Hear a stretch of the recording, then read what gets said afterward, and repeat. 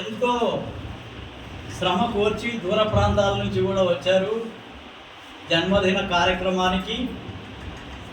ఒక గురువును ఆశీర్వదించడానికి మీ ఆశీర్వాదం కోసం వచ్చిన, మా ఆశీర్వాదం కాదు మీ ఆశీర్వాదం, మీ ఆశీర్వాదం కోసం వచ్చినాం. కాబట్టి మీ అందరి యొక్క సంపూర్ణమైనటువంటి ఆశీర్వాదం మేము పొందిన తర్వాత మీకు ఆ పరాతత్పరుడైనటువంటి భగవంతుడు అన్ని విధాలా మీకు ఉన్నతి మార్గంలో తీసుకెళ్లాలని, మీ జీవితాలు ఉన్నతంగా ఉండాలని ఆ పరాతత్పరునితో ప్రార్థిస్తూ ఈ సత్సంగం ప్రారంభిస్తున్నాను.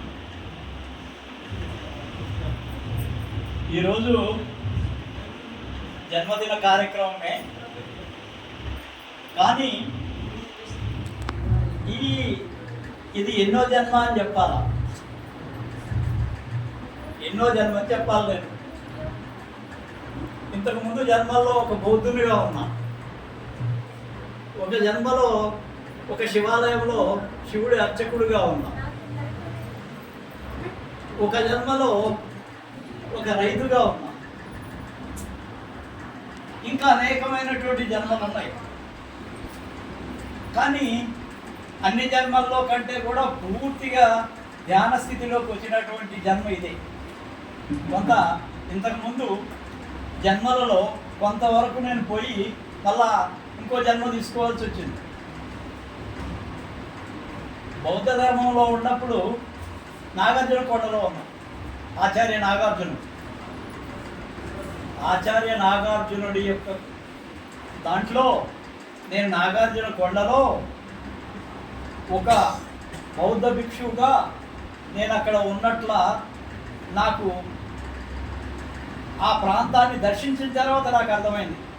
నేను అక్కడ ధ్యానం చేశానండి. నాగార్జున కొండ, అదే నాగార్జున సాగర్ ఉంది కదా, దాని పక్కన నాగార్జున కొండ ఉంటుంది. దాంట్లో తపస్సు చేశాను. ఎన్నో ఉన్నాయి, ఇంకా జన్మలు అనేకం ఉన్నాయి. ఈ జన్మలలో ఎక్కడో మళ్ళా ఇంకో జన్మ తీసుకోవాల్సి వచ్చి ఇప్పుడు ఆఖరికి ఈ జన్మలో ఉన్నాం. ఏ జన్మలో కూడా గురు పదవి ఆశించలేదు, గురు పదవికి పోలేదు. కేరళలో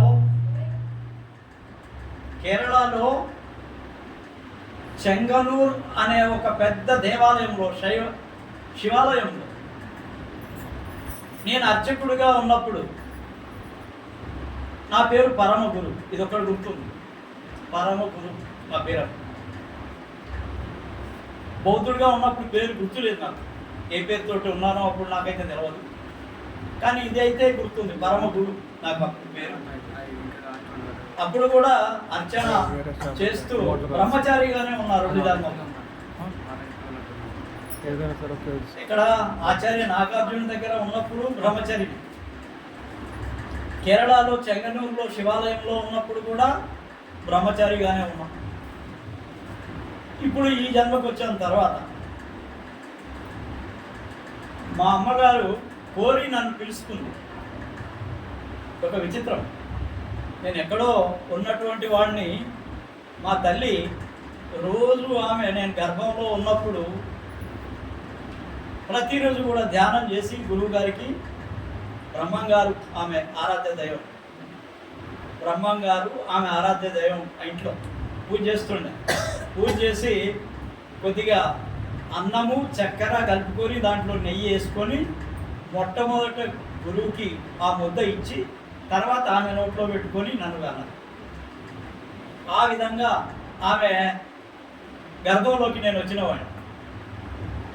అందరు పిల్లలను ఒక రకంగా పెంచింది, నన్ను ఒక రకంగా పెంచింది మా అమ్మ. ఎందుకంటే ఆమెకు ఆ టైంలో, తర్వాత వచ్చిన పిల్లలు అంత దైవభక్తి లేదు.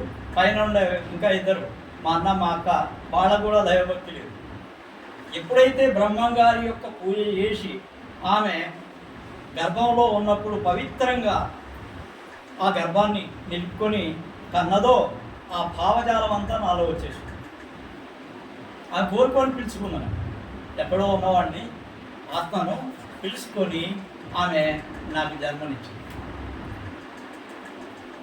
అంటే సాధారణంగా ఈ జన్మలో ఎక్కువగా ధ్యానానికే ఇస్తున్నాం ప్రాముఖ్యత, ఇంకా వేరేం లేదు. ఎప్పుడైతే ఆనందరావు మహారాజు గారు మా గురువు గారు 1986 సంవత్సరంలో నాకు నామదానం ఇచ్చాడో ఆ సమయం నుంచి నేను మరొక రకంగా జీవనం ప్రారంభమైంది. ఏంటంటే సామాన్యమైనటువంటి జీవితం కాకుండా ఆధ్యాత్మిక జీవనంలోకి వచ్చేసాను బాగా. మొన్న మా గురువు గారు శేషగిరిరావు అని మాకు హై స్కూల్లో మాకు చెప్పిన గురువు, ఆయన మొన్న కొన్ని పంపించారు ఆయనకి. మా గురువు కదా, ఓసారి మా సత్సంగం పంపిస్తా అని చెప్పి పంపించారు. ఆయన విన్నాడంట మొత్తం. ఇప్పుడు 80 ఏళ్ళు ఉంటాయి ఆయనకు, 85 ఏళ్ళు ఉంటాయి. ఆయన ఒక మెసేజ్ పంపించాడు నాకు. అరే, నువ్వు చిన్నప్పుడు చదువుకునేటప్పుడు నువ్వేదో ఆలోచిస్తుండేవాడు, నాకు అర్థం కాలేదు అప్పుడు. ఏమన్నాడు ఆయన, నువ్వు చిన్నప్పుడు క్లాస్ రూమ్లో ఉన్నప్పుడు, మీ క్లాసులో ఉన్నప్పుడు కూడా నేను బాగా అబ్జర్వ్ చేసేవాడిని, నేను చాలా పరిశీలించాను, నువ్వు మిగిలిన విద్యార్థుల కంటే భిన్నంగా కనపడేవాడివి నాకు. ఆయన క్లాసులో నేను టాపర్, ఎప్పుడూ నా చదువు విషయంలో నేను ఎప్పుడూ వెనకబడలేదు, ఎప్పుడూ టాపర్ని చదువు విషయంలో. అయితే గురువులు కూడా నన్ను బాగా అభిమానించేవాళ్ళు, బాగానే ఉండేది. కాకపోతే ఆయన మొన్న రికలెక్ట్ చేస్తున్నాడు తన అనుభవాన్ని. నీలో ఏదో ఒక ప్రత్యేకత ఉన్నదని అప్పుడే అనుకున్నాను, కానీ ఈరోజు నేను ప్రత్యక్షంగా చూస్తున్నాను అన్నాడు. చాలా సంతోషం గురువు గారు అని చెప్పి. ముఖ్యంగా ఈ జీవనంలోకి వచ్చిన తర్వాత 1986 సంవత్సరంలో నామదానం తీసుకున్న తర్వాత 2008లో ఆచార్య పదవి ఇచ్చిన తర్వాత ఈ మధ్యకాలంలో సాధన చేస్తూ ఒక స్థాయికి వెళ్ళిన తర్వాత మాకు ఆచార్య పదవి ఇచ్చారు.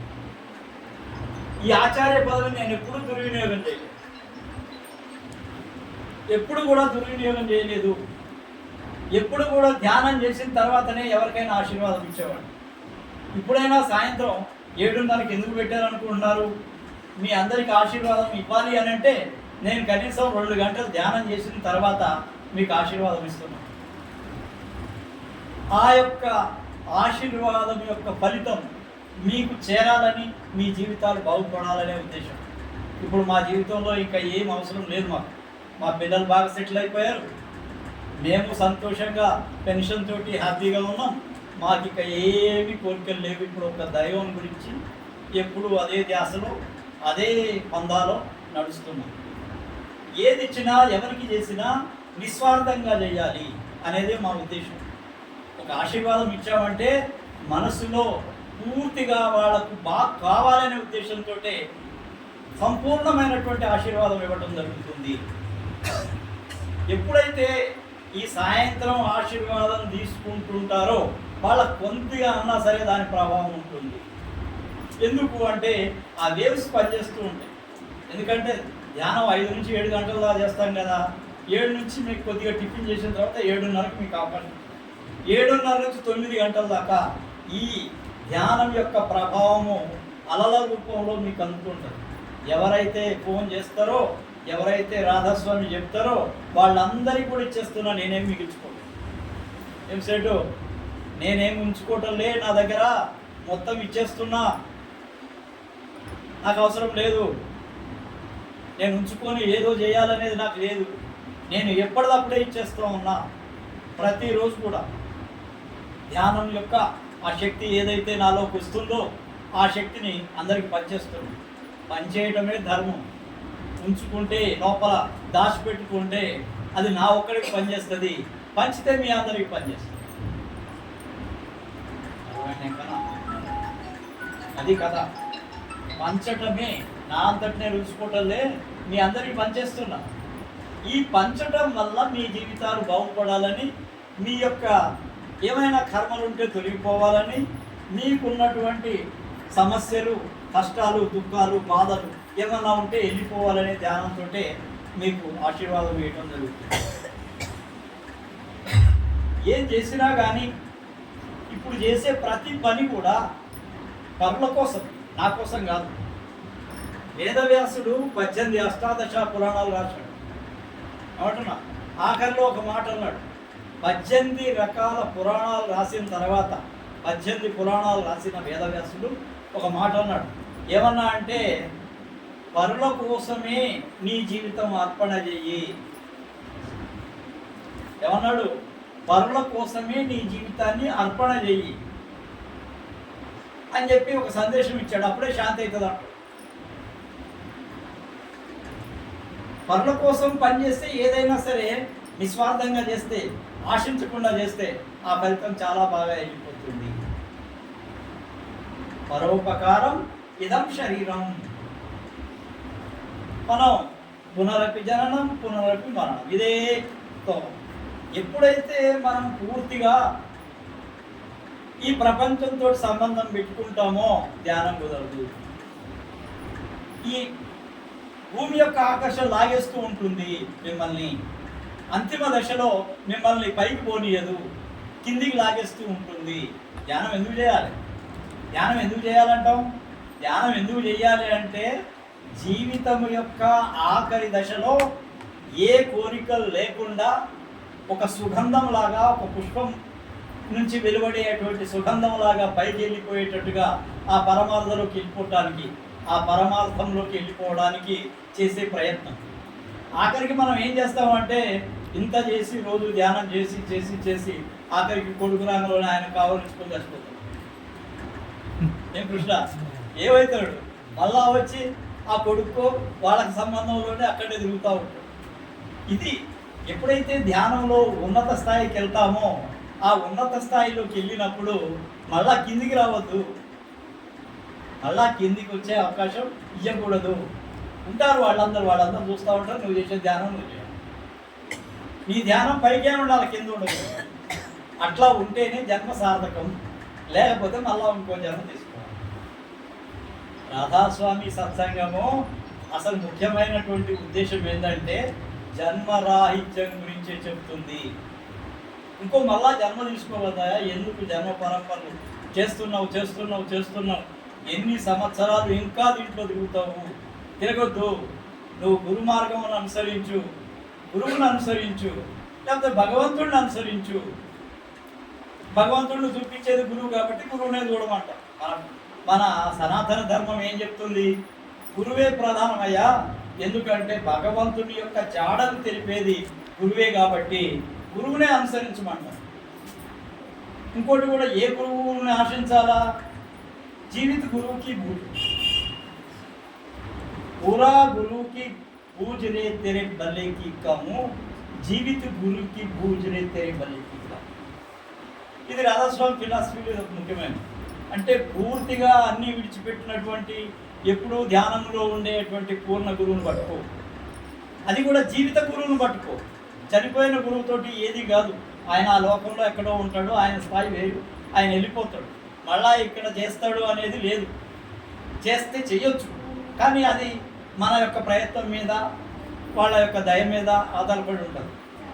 అదే జీవిత గురువు అయితే నీకు ఏ సమస్య ఉన్నా కానీ ఆయన ఆశీర్వాదంతో అది కంట్రోల్ అయిపోతుంది, తగ్గిపోతుంది.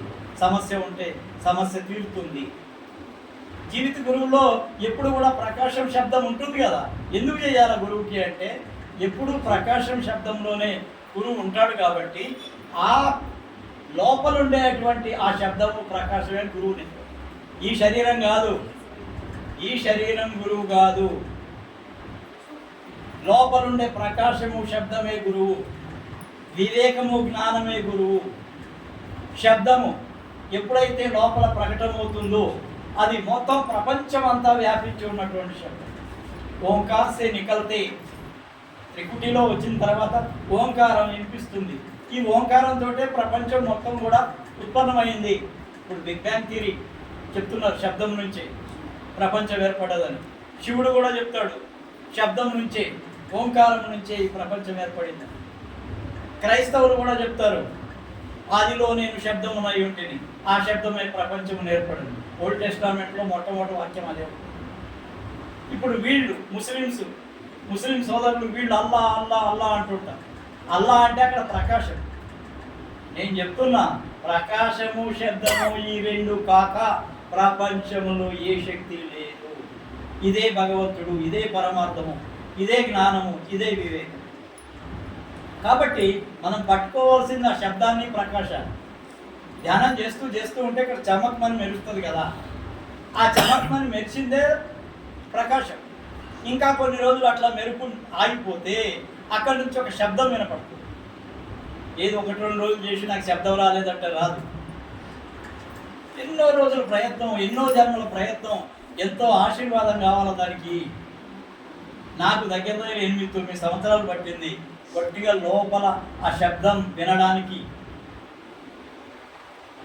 ముకుందరెడ్డి మహారాజ్ చెప్తుండే, చాలా రోజులు పట్టిందా, నాకు కూడా 10-12 సంవత్సరాలు పట్టింది మొట్టమొదట ఆ శబ్దం వినడం. ఆనందరావు మహారాజ్ 23 సంవత్సరాలు పట్టింది. ఎన్ని సంవత్సరాలు పట్టింది? 23 years పట్టింది మహారాజ్ చెప్తాడు. ఆ లోపల ఉన్న జాడలు తెలవటానికి నాకు 23 సంవత్సరాలు పట్టింది. అంటే ఏ మహాత్ముడు ఊరకనే ఇక్కడ సీట్లో కూర్చొని అన్నీ మాకు తెలుసు అనటం కాదు. అందరూ ఏం తెలవనోళ్ళే, నేను కూడా ఏం తెలవనోళ్ళే. తెలిసిందల్లా ఒకటే, లోపల నేను అది చూస్తా, లోపల అది వింటా, అంతే. ఆ జాడలు ఎక్కడ దాకా పోతాయి అనేది ఇంకా నాకేమి పూర్తిగా స్థాయి వరకు పోలేదు. వెళ్తున్నాం, ఇంకా ప్రయాణంలో వెళ్తున్నాం, ఇంకా పైకి పోతున్నాం. ఇంకా నేను తెలియని వాడినే, నేను తెలిసిన వాడిని అని ఎప్పుడు చెప్పడం లేదు. I'm innocent. Innocency is the prime character of a guru. అర్థమవుతుందా? ఏమంటున్నా? Primary character of a guru is innocence. నిర్మలత్వంతో, అమాయకత్వంతో, చిన్న పిల్లవాడి యొక్క మనస్తత్వంతో ఉండే గురువు యొక్క స్వభావమే ఆ స్థాయికి తీసుకెళ్తుంది. నాకేదో తెలుసు, నాకు అన్నీ తెలుసు, అంత ఉంటుంది. ఎవరికి ఏమీ తెలియదు. ఆ స్థాయికి పోయిన తర్వాత ఆ స్థాయి నుంచి ఏదైనా ఫలితాలు వస్తే రావచ్చు, ఆశీర్వాదం ఇస్తే ఫలించవచ్చు. కానీ అన్నీ నా వల్లనే అవుతున్నాయి కాదు, లోపల ఉండే ప్రకాశం శబ్దం నుంచి అవుతున్నాయి. ఏమన్నా మీకు లాభం అవుతుంది అంటే ఆ లోపల ఉండే ప్రకాశము శబ్దం వల్లనే అవుతుంది, వేరే విధంగా ఏమి కాదు. కాబట్టి నాకు తెలుసు అని చెప్పుకోవడం తప్పు. గురువు ఆశీర్వాదం ఇస్తాడు అంతే. గురువు చేయాల్సింది ఏంటి? సంపూర్ణమైనటువంటి నిష్కల్మషమైనటువంటి మనస్సుతోటి ఆ యొక్క స్థాయికి వెళ్ళి ఆశీర్వాదం ఇవ్వడమే గురువు పని. అక్కడ వాళ్ళకి పని అవుతుందా, ఆటలు లేదా, అది అనవసరం. అవ్వచ్చు, కాకపోవచ్చు. కొంతమంది ఎప్పుడు గురువు వెంబడే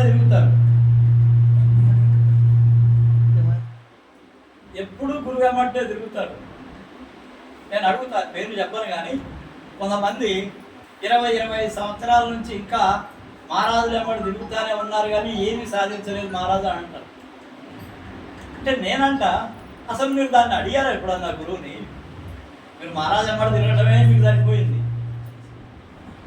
మహారాజులు వెంబడి తిరుగుతారు కానీ మహారాజు నాకు అది కావాలి, నాకు ఇవన్నీ వద్దు, మీ ఎమ్మటి ఉంటే నాకు ఆ దర్శనం కావాలి అని అడిగేవాళ్ళు ఎంతమంది? సాయిబాబా, షిరిడి సాయిబాబా అంటాడు, అయ్యా నా దగ్గర గుట్టల కొద్ది జ్ఞానం ఉన్నది, దీన్ని అడిగేవాడు ఎవడు లేడు అంటాడు. నిజమే, ప్రజలకు కావాల్సింది ఏంది? వాళ్ళ కోరికలు, డబ్బులు కావాలా, ఏదో కోరిక కావాలా, అది సఫలం కావాలి. అరే ఒకటి అవుతుంది అయ్యా, సఫలం అవుతుంది, ఇంకోటి అడగటం ఎందుకు? అడిగింది అడిగి ఆఖరికి ఏమి ప్రపంచంలో ఉండడానికి అడిగేవాడు ప్రపంచంలో ఉండిపోతాడు. అడగని వాడు, నేను ఒకళ్ళని అడిగినా మొన్న సత్సంగం అప్పుడు, అమ్మ మీకేమన్నా కోరికలు ఉన్నాయంటే ఒక ఆమె ఏం చెప్పి, నువ్వే కదా, నాకేం కోరికలు లేవంది. ఐ బ్లెస్డ్ ఆమెను ఆశీర్వదిస్తున్నానే. కోరికలు లేకుండా గురువు దగ్గరకు వచ్చి నమస్కారం చేసి మహారాజు మీ ఆశీర్వాదం అంటే చాలు, వాడు చాలా గొప్పవాడు. కోరికలు ఏముండదు. మేము కూడా దేవాలయాలకు వెళ్తాం, కాశీ పోయాం, రామేశ్వరం పోయాం, అక్కడ వెంకటేశ్వరం దగ్గర పోయినాం. ఆడ పోయి కేవలం నమస్కారం చేస్తాను అంతే, ఏమీ అడగదు. మహారాజ్ మీ దర్శనానికి వచ్చాను, వెంకటేశ్వర నీ దర్శనానికి వచ్చాను, అంతే. ఇంకా వేరేది ఉండదు అక్కడ. మహాకాళేశ్వర్ ఎక్కడ? మహాకాళేశ్వర్ ఉజ్జయిన్లో పోయి కూడా అక్కడ భస్మాలం చేస్తున్నా కానీ అక్కడ ఏమంటావు? మీ దర్శనానికి వచ్చాను, అంతే. ఏ కోరికలు ఉండవు ఇంకా అక్కడ. ఆ కోరికలు లేని స్థితి రావాలా అని నేను అంటాను. కోరితే ఇట్లా అయిపోతే చెయ్యి, కోరకపోతే ఇట్లా ఉంటుంది చెయ్యి. కోరకూడదు, కోరకుండా ఉంటేనే గొప్ప ఫలితం మనకు వస్తుంది. కోరితే ఏముంది, ఈ కోరిక, ఇంకో కోరిక, ఇంకో కోరిక, ఈ కోరికలు బలమైపోయి మళ్ళా భూమి జ్ఞానం లేనప్పుడు మళ్ళా ఏ బాధలు, ఏ కథలు, ఏయో తప్పులు చేయటం, మళ్ళా ఇంకో జన్మ చేయటం, ఇంకా హీనమైన జన్మలకు వెళ్ళిపోవడం, ఇవన్నీ జరుగుతూనే ఉంటాయి. ఎంతమందో మహాత్ముల యొక్క చరిత్రలు మనం చదివినాం. కొంతమంది హీన జన్మలకు కూడా వెళ్ళిపోయిన తపస్సు చేసిన ఋషులు ఉన్నారు. అయితే ఆ స్థాయికి వెళ్ళిపోకూడదు. మనం ఎంతసేపు కూడా ఎట్లా ఉండాలి అని అంటే కేవలం భగవత్ కృప కోసం ఎదురు చూస్తూ ఉండాలి. చకోర పక్షి ఎప్పుడు ఆ వర్ష బిందువు నోట్లో పడుతుందా అని ఎదురు చూస్తున్నట్లు ఆ భగవంతుని యొక్క ఆశీస్సులు మనం మీద ఎప్పుడు వాళ్తాయా, ఆ గురువు యొక్క ఆశీస్సులు ఎప్పుడు మన మీద వాళ్తాయా అనే యొక్క నిరీక్షణలో ఉండవలను. నిరీక్షణ లేకపోతే ఫలితం ఉండదు. ఆ నిరీక్షణ కూడా ఒకే గురువుతో ఉండాలా, ఒకే పరమాత్మతో ఉండాలా. ఇన్ని రూపాలు మనం చూస్తున్నాం. రాముడు, కృష్ణుడు, కబీరు, ఆ తర్వాత బుద్ధుడు, జైన గురువు అయినటువంటి మహావీరుడు, ఇట్లా అనేక మంది ఉన్నారు. కానీ నేనేం చెప్తానంటే మీరు ఏదన్నా గురువుని పట్టుకుంటే ఆ గురువునే పట్టుకో. ఏదన్నా పరమార్థం ఇవన్నిటి కాదు. అసలు భగవంతుడు ఒక్కడే, ఆ రూపమే కావాలనుకుంటే ఆ రూపాన్నే మీరు ధ్యానం చేయండి. లేదు శివుడిని పట్టుకుంటారు, శివుడే, ఇంకా వేరే దగ్గరికి ఎక్కడో పోయే పని లేదు. ఏమంటున్నా, శివకు మానేతో శివ్ బస్ నిరంతరం శివ ధ్యానం చేయాలి. శివుడు ఒకసారి ఎప్పుడన్నా సరే దర్శనమిస్తాడు, షూర్.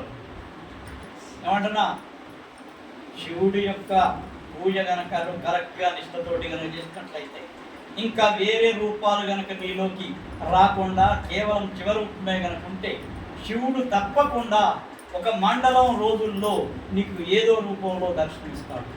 స్వప్నంలో ఇవ్వచ్చు, లేకపోతే మరో రూపంలో కూడా ఇవ్వచ్చు. కానీ నిష్ఠ తప్పదు, ధ్యానం తప్పదు. అది పూర్తి ఫోకస్ దాని మీద పెట్టాలి. ఇంకోటి ఉండదు.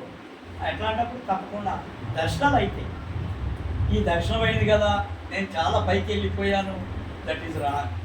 రూపం నుంచి అరూప్, రూప్ సే అరూప్ గతి, శబ్ద సే అశబ్ద గతి.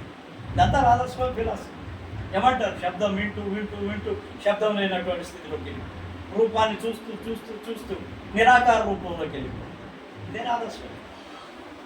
ఇదే రాధాస్వామి అంటే ఇది. ఇక్కడ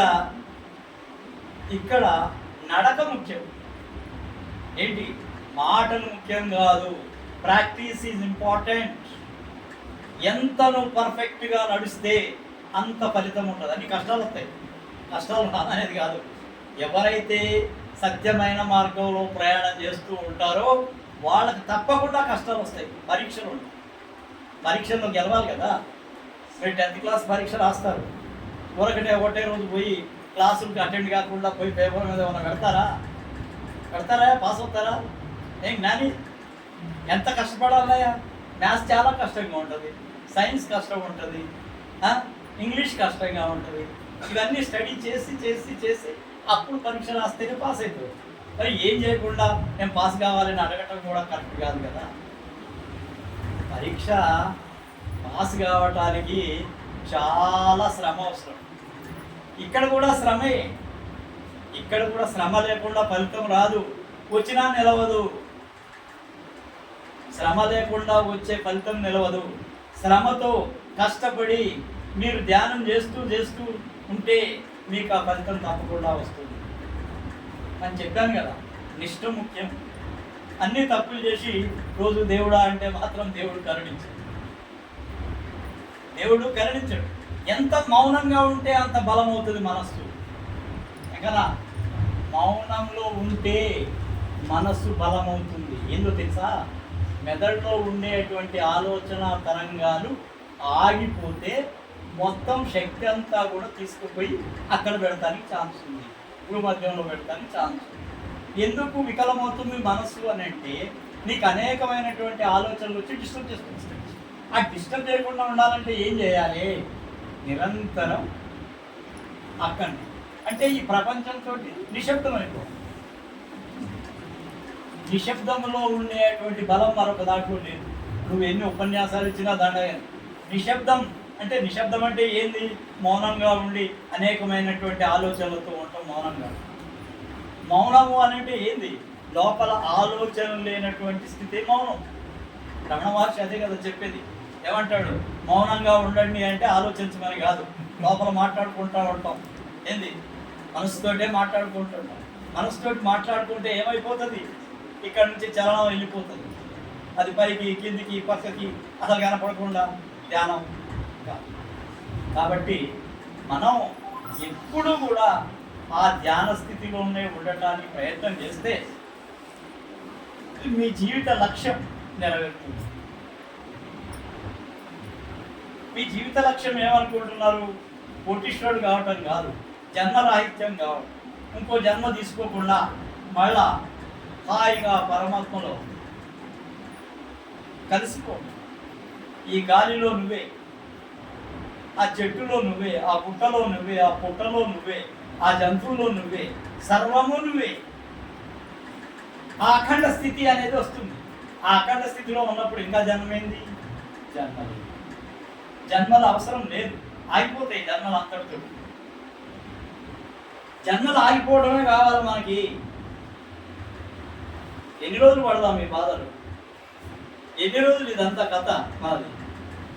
ఈ కథ నుంచి మనం ఫుల్ స్టాప్ పెట్టాలంటే ధ్యానం చేయాలా, ఎక్కువ సమయం ఇవ్వాలా. ఇవాళ 4 గంటలకి, సాయంత్రం 5 గంటలకి ధ్యానం చేస్తే రేపు కరెక్ట్గా 5 గంటలకు అక్కడ కూకోవాలి. దీన్ని అనుష్ఠానం అంటారు. ఏమంటారు? అనుష్ఠానం. ఇది ముఖ్యం. అనంత అనుష్ఠానం ఏది? పొద్దున్నే 4 గంటలకు లేచి 5 గంటలకి ధ్యానంలో కూర్చుంటే ప్రతిరోజు అదే టైం మెయింటైన్ చేయాలి. సాయంత్రం 5 గంటలకి ధ్యానానికి అనుకుంటే రోజు అదే టైంలో ధ్యానం చేయాలి. దీన్ని అనుష్ఠానం అంటారు. దీన్ని ఏమంటారు? అనుష్ఠానం. ఈ అనుష్ఠానం వలన మీ మనస్సు కేంద్రీకృతం. అనుష్ఠానం వలన ఏమైపోతుంది? మనస్సు కేంద్రీకరణ అయిపోయి స్థిరంగా ఉంటుంది. ఆ టైం కాగలోనే భగవంతుడు, పరమార్థము, గురువు అందరూ అక్కడ మనకి ఆ పనిలో నిమగ్నం చేయడానికి వాడు తోడ్పడతారు. రోజుకొక దేవుడు, రోజుకొక టైమింగు, రోజుకొక కథ చేస్తే ఎవరికి వస్తుంది ఫలితం? ఎవరికి రాదు. ఫలితం రావాలంటే అనుష్ఠానం కావాలి. అనుష్ఠానమే ప్రధానము. ఎప్పుడు నిరంతరంగా గురువుని ధ్యానించాలి. కృష్ణుడు ఒక మాట చెప్తాడు, అర్జున నీకు ఏది చేతకపోతే ఒకటే చేయబోయా. ఇక నీకు రకరకాలైనటువంటి యోగాలు చెప్పాను ఇప్పటి వరకు. భక్తి యోగం చెప్పా, జ్ఞాన యోగం చెప్పా, కర్మయోగం చెప్పాను. ఇవన్నీ వద్దే వద్దు, నువ్వు ఒకటే చెయ్యి, శరణాగతి హోజావు మెరుకోవాలి. కృష్ణుడు ఏమన్నాడు? నాకు శరణాగతి ఎక్కువ, నువ్వు తప్పితే కృష్ణ నాకు ఇంకా ఎవరు లేరు అని పూర్తి స్థాయిలో కనుక శరణాగతి అయితే అన్నీ కృష్ణుడే చూసుకుంటాడు. కృష్ణుడే చూసుకుంటాడంటే అర్థమైంది, నీ యొక్క కర్మలన్నింటినీ కూడా ఆయన మాయం చేసేసి, కర్మరాహిత్యం చేసేసి నీకు మోక్షప్రాప్తిని ఇస్తాడు. మోక్షప్రాప్తి అంటే ఏంది? దీంట్లో మళ్ళీ 2-3 ఉన్నాయి. స్వర్గానికి పోతారు కొంతమంది, అనేకమైనటువంటి ఉన్నతమైన స్థానాలకు వెళ్తుంటారు కొంతమంది. మనది అట్లా కాదు. అరే ఇంకో జన్మ వద్దాయా, నువ్వు స్వర్గంలో పోతావు, నీ పుణ్యం అయిపోయిన తర్వాత మళ్ళీ కింద ఈ మధ్యలోకంలోకి రావాలా, మళ్ళా తపస్సు చేయాలా, మళ్ళా ఏదో ఉంటుంది అంతా. ఇది కాదు. నరకంలో పోయి కొన్ని సంవత్సరాల నుండి మళ్ళా ఏదో జన్మలించి మళ్ళా స్వర్గం నరకం మన లక్ష్యం కాదు. ఉన్నతమైనటువంటి స్థితిలోకి వెళ్ళే లోకాలలో కూడా కొన్ని రోజులే అక్కడ, మళ్ళీ కొన్ని సంవత్సరాలు ఎంత పీరియడ్ చేసుకొని మళ్ళా కిందికి రావాలి. మేమనేది అది కాదు. ఒక్కసారి మనం వెళ్ళిపోయినామంటే మళ్ళా ఈ భూప్రపంచం మీదకి రావద్దు, ఏ లోకాలలోకి వెళ్ళిపోవద్దు. కేవలం ఎట్లా ఉండాలా? పూర్తిగా అనంతమైనటువంటి ఆ శక్తితోటి కలిసిపోయి ఉండాలి. సముద్రంలో ఒక నీటి బొట్టు పడిందనుకో, అది సముద్రంలో నుంచి ఆ బొట్టును బయటకు తీస్తామా? కృష్ణ తీస్తాం. ఆ బొట్టు కావాలంటే వెళ్తుంది, అది వెళ్ళదు, సముద్రం అయిపోయింది అది కూడా. అయితే చూడండి, ఎక్కడో వర్షం పడితే ఆ జల నీరంతా జారి ఒక నదిలో ఏర్పడి ఆ నది మళ్ళా తీసుకుపోయి సముద్రంలో పోతుంది. ఇట్లాంటి నదులు, ఇట్లాంటి సెలయేరులు, ఇట్లాంటి ప్రవాహాలు ఇవన్నీ కూడా సముద్రం తీసుకుంటాయి. అది సముద్రంలో ఒకటైపోతుంది. అప్పటి వరకు అది మంచినీళ్ళు తాగితే, గంగానది నీళ్లు తాగండి, చాలా బాగా ఉంటాయి. అది సముద్రంలో కలిసిపోయిన తర్వాత ఇట్లా తీసుకొని ఒకసారి తాగండి, అది కూడా ఉప్పుగానే ఉంటాయి. అర్థమైందా? సముద్రం యొక్క స్థితిలోకి పోతే అది అంతులేనిది, అనంతమైనది. దానికి ఒక ఏరియా అంటూ ఉండదు. ఆ జలంలో నువ్వు ఒక కణం అయిపోతావు, నువ్వు ఆ జలం అయిపోతావు, సముద్రం అయిపోతావు. ఈ సముద్రం కావటమే ఈ అణువులు, ఈ బ్రహ్మాండంలో ఉండేటువంటి అణువుల్లో కలిసిపోవటమే. అన్ని జంతువుల్లో భగవంతుడు ఉన్నాడు. నిరాకార, నిర్జీవ, సాకార, సజీవ, ఇవన్నిట్లో కూడా భగవంతుడు ఉన్నాడు. మీరు అనుకుంటున్నారు రాయి రప్ప ఉందయా, వాటిల్లో ఏం భగవంతుడు ఉన్నాడు అని మీరు అనొచ్చు. వాటిల్లో కూడా కణ రూపంలో ఎలక్ట్రాన్లు, ప్రోటాన్లు తిరుగుతూ ఉంటాయి. ఏం మిస్టర్, అర్థమవుతుందా? How can they rotate? నేను అడుగుతున్నా, హౌ కెన్ దే రొటేట్? ఏ విధంగా తిరుగుతున్నాయి అవి? వాటికి కావలసిన శక్తి ఎక్కడి నుంచి వచ్చింది? తిరిగేది, గమనం ఉన్నది జీవే కదా. కాకపోతే అది కదలలేదు. కదలని లోపల ప్రతి అణువు, కణంలో కూడా అది రొటేట్ అవుతూనే ఉంటుంది. కాబట్టి దాంట్లో కూడా ఒక శక్తి ఉంది. సజీవ శక్తి, ఆ నిర్జీవ శక్తి అది కాదు, ఆ శక్తితోటే అది అక్కడ ఉంది. ప్రతి దాంట్లో శక్తి ఉంది. అది ఆ శక్తిలో ఒక శక్తి కావాలి మనం. ఆ శక్తిలో కూడా మనం ఒక శక్తిగా మారిపోవడమే, ఇంకా మరొకటి ఏం లేదు. 31. కాబట్టి ఒకటే విషయం మనం ఆలోచించాల్సింది, ఈ జన్మకు వచ్చినందుకు మరో జన్మ తీసుకోకుండా మన ప్రయత్నం ఉండాలి. జన్మలు ఎత్తుతానే ఉంటాం, జన్మదినాలు చేసుకుంటానే ఉంటాం. మరి జన్మదినాలు చేసుకునేది ఎందుకు? జన్మలు తీసుకునేది ఎందుకు? మరి ఇదంతా ఈ కాల ప్రవాహంలో మన యొక్క ప్రవాహం ఇట్లనే పోతా ఉండటం ఎందుకు? దీనికి పురుషుగా పెట్టమనే నా యొక్క ఆశీర్వాదం. ఏమంటున్నా, ఏ ఆశీర్వాద హై. ఈరోజు పుట్టినరోజు సెలబ్రేషన్ చేశాడు ఎవరు? శ్రీనివాస్. ఆదినాథ్ అని బిరుదిచ్చారు ఆయన. ఆదినాథ్ అంటే శివుడు అని. ఆదినాథుడు ఎవరు? శివుడు. ఈ శివుడికి ఏం చెప్పాను, నువ్వు జన్మదినం చేస్తున్నావు, సరే ఒప్పుకుంటా, ఎందుకంటే నా శిష్యుని చేయాల్సింది, చేస్తే ఒప్పుకోవాల్సింది, ఆశీర్వాదం ఇవ్వాల్సిందే. వద్దు అంటే వాడు నారాజు అవుతారు. అంటాం, ఇంకా మీకు అంతా ఇదెందుకు, ఏదో రమ్మంటే వస్తాం, మీ ఇంట్లో వస్తే ధ్యానం చేద్దామని చెప్పి. నాకు అది కూడా ఇష్టం. కానీ ఈ జన్మదినాలు చేసుకోవటము, ఏదో అయిపోవటం అనేది ముఖ్యం కాదు. ఇక్కడికి వచ్చి మీ అందరికీ ఆశీర్వాదం ఇచ్చినందుకు మీ జీవితాలు బాగుపడాలనేది మా ఉద్దేశం. ఇప్పుడు ధ్యానంలో ఉండటానికి ప్రయత్నం చేయండి, మౌనంగా ఉండండి, తప్పులు చేయకుండా జీవితాన్ని గడపండి. ఎప్పుడు కూడా 10 మందికి సహాయం చేయండి. ఇంకోటి, పరుల యొక్క ఆనందం కోసం కానీ, వాళ్ళ యొక్క కష్టాలు తీరాలని కానీ మీరు ఆశీర్వాదం వేయండి మనసుతోటి. మీ మనసుతోటి చాలా శక్తి ఉంది. మీ మనసుకి అది పనిచేస్తుంది. ఒక్కొక్కసారి, అన్నిసార్లు పనిచేస్తుందని నేను చెప్తాను. ఎప్పుడైనా సరే మంచి కోరిన తర్వాత, శుభం కోరిన తర్వాత, శుభ సంకల్పం చేసిన తర్వాత అవతలలో కొద్దిగా శాంతి వస్తుంది. 10 మంది తిడితే నువ్వు కూడా పోయి తిడితే వాడు ఏమైపోవాలా? తిట్టడమే, అందరు తిట్టలేనా? అది కాదు నాయన, ఇట్లా అని దగ్గరికి తీసి, సరేనా తప్పులు ఏయో అయిపోయినాయి, ఒకసారి మనుషులతో అయితోటే తప్పులు, ఇంకోసారి చేయబోకు నాయన, ఇట్లా ఇది నీ జీవితానికి ప్రమాదం అని చెప్పి దగ్గరికి పిలిచి నోట్లో ఒక చాక్లెట్ పెట్టి పంపిస్తే ఏమైందో హరీషు ఏం చేస్తాడో, ఎంత సంతోషపడతాడు వాడు. అందరు నన్ను తిడుతుంటే ఈయన దగ్గరికి పిలిచిండు, నాకు ఆశీర్వాదం ఇచ్చి పంపాడు అని అనుకుంటాడా లేదా? ఇది పని చేస్తుంది.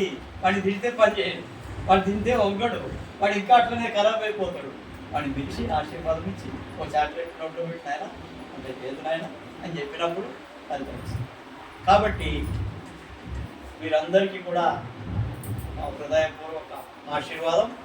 ఆ భగవంతుడు సర్వవేళలా సర్వావస్థల్లో మీ జీవితాలు ఆ అనంతం వైపు మళ్లించడానికి సహకరిస్తాడని, మీరందరి జీవితాలు దేదీప్యమానంగా వెలిగి ఆ పరాతత్వం సేవలో ధ్యానంలో ఉండాలని ఆశిస్తూ మీ అందరికీ జన్మదిన శుభాకాంక్షలు నాకు తెలిపినందుకు మీకు ఆశీర్వాదం ఇస్తూ ఈ సత్సంగం ముగిస్తున్నాను.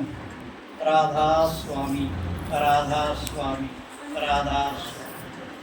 శరణు శరణు.